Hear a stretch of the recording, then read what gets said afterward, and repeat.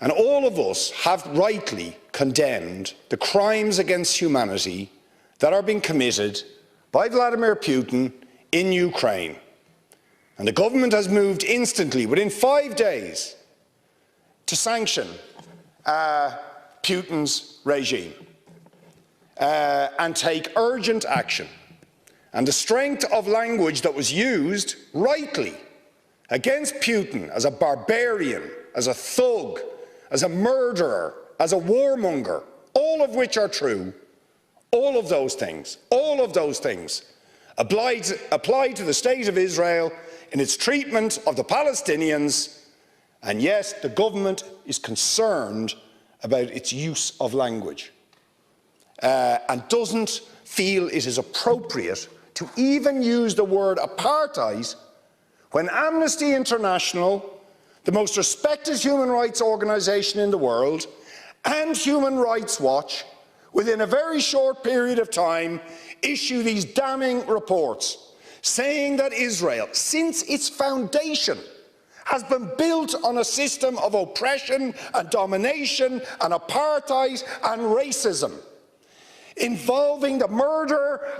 of unarmed, innocent civilians on a regular basis, arbitrary detention and imprisonment, land annexations, the displacement of people, the denial of basic fundamental rights to 6 million Palestinians who are displaced outside Israel and the occupied territories, to the right to their return to their homes, to the illegal blockade of Gaza, which has left, as they say in the report, Gaza in a permanent state of humanitarian crisis, denying people access to food, to water, and treating the Arab population as a whole, the Palestinian population as a whole, as an inferior race. I mean, it doesn't get stronger than this. And yet you want to be careful about your language. You're happy to correctly use the most strong and robust language to describe the crimes against humanity of Vladimir Putin, but you will not use the same strength of language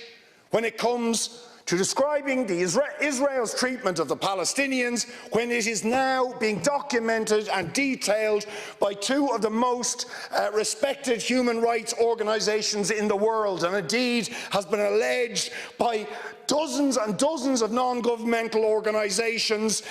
and to be honest, anybody who looks honestly at the decades of brutal, inhumane persecution of the Palestinians, successive assaults